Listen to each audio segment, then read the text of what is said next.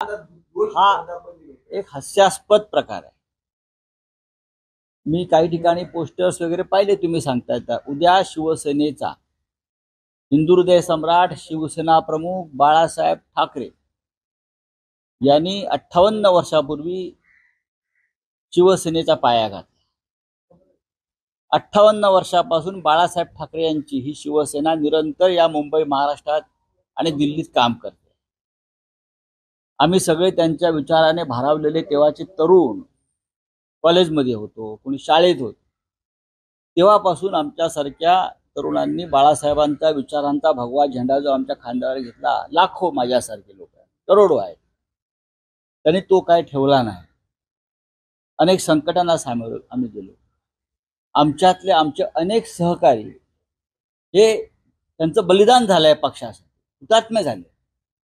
सीमा आंदोलनामध्ये मुंबईमध्ये 69 शिवसैनिकांचं बलिदान झालं। 1992च्या दंगलीमध्ये 200 पेक्षा जास्त शिवसैनिकांचं बलिदान झालं। अनेकदा आमचे शिवसैनिक तुरुंगवास भोगला आम्ही सगळ्यांनी, पण आम्ही पक्षाशी इमान कायम ठेवलं।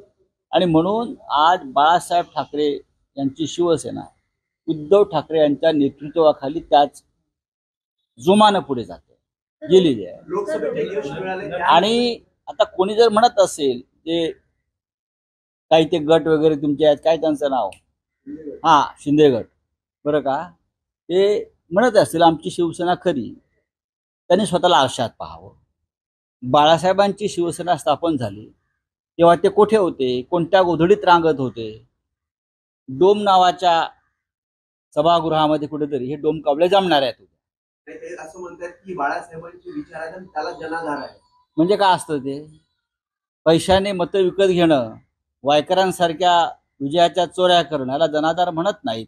आणि आपला पक्ष जो गट आहे तो महाराष्ट्राची दुश्मनी करणाऱ्या मोदी शहांच्या चरणाशी ठेवणं, याला जनाधाराने विचारधारा म्हणत नाहीत। ते म्हणतात की वाघाने वाघासारखं राहावं, भगवं रक्त। बघा, लांडग्याने वाघाचं कातडं पांघरलं म्हणून तो वाघ होत नाही।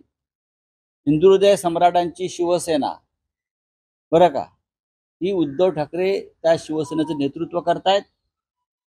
जिथे ठाकरे तिथे शिवसेना, मधून शिंदे मेंदे उपटले कुठून?